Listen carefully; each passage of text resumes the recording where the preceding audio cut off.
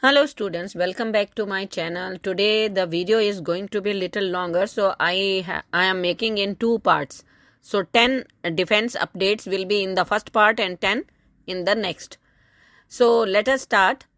First, F-21 perfect fit between LCA and Su-30 according to Lockheed Martin.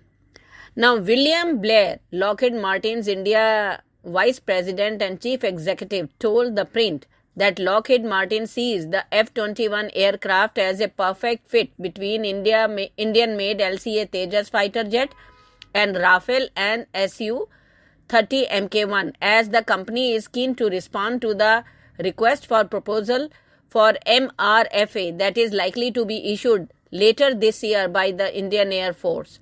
Lockheed Martin has offered India its F-16V configuration Block 70/72, which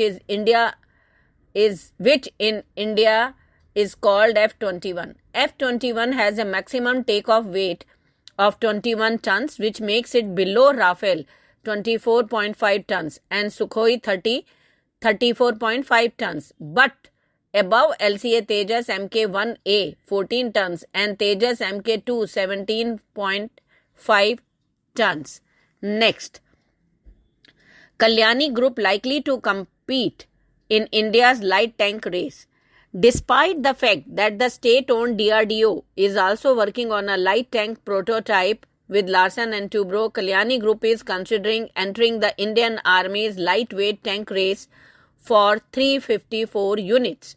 The Kalyani Group may be granted permission to offer its light tank competitor to the DRDO and L&T developed light tank under Project Zorawar, which is expected to be launched later this year and will immediately begin mobility trials. Kalyani Group has not disclosed who will be the partner in this process, but the company has previously collaborated with American General Dynamics Land Systems, which developed a mobile protected firepower vehicle, which is essentially a light tank, an armored, turreted and tracked vehicle with a large gun. Next, Indian Army to raise second Dhanush Regiment. The Indian Army, which has commenced induction of the indigenously upgraded Dhanush 155 mm x 45 caliber artillery guns, will be raising its second Dhanush Regiment by March this year, which will comprise of 18 guns. The first regiment was raised in March 2020 with 18 guns, but after the delivery of 6 guns, Indian Army refused to take further guns due to some quality control issues with the guns. Successful testing of Dhanush guns at the Pokhran firing range in Jaisalmer last year fired most of the issues flagged by the Indian Army, and the 2 Dhanush guns fired around 90 rounds and hit targets at 38 kilometers. The gun achieved 100% success in second line firing. Next, AVRO AWACS again goes missing from Guwahati Air Base. In 2018, the Guwahati Air Base IAF AVRO aircraft was caught in satellite imagery when it was parked in the open just off the main runway. At that time, AVRO was seen without any dome visible in the satellite images. In 2020, AVRO had gone missing from the same location, but by October 2021, satellite image scans captured AVRO again, but this time with a dome. In 2018, satellite image of the AVRO was spotted with the old dual paint scheme of IAF that was white on top and chrome on the lower fuselage section, but the 2021 AVRO seen with the dome seems to have got a new Tiffany's grey paint scheme that is now seen on all AVRO aircraft fleet in IAF. Next, Air Force begins mega air exercise in Northeastern region.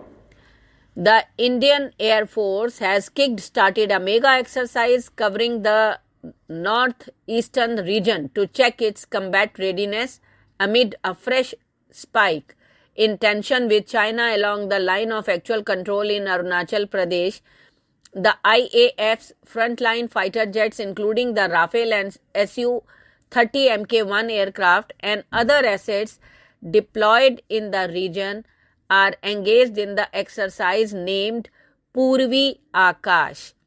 Eastern Air Command has commenced its annual command level exercise X Purvi Akash today, conducted after a gap of 2 years owing to the COVID-19 pandemic.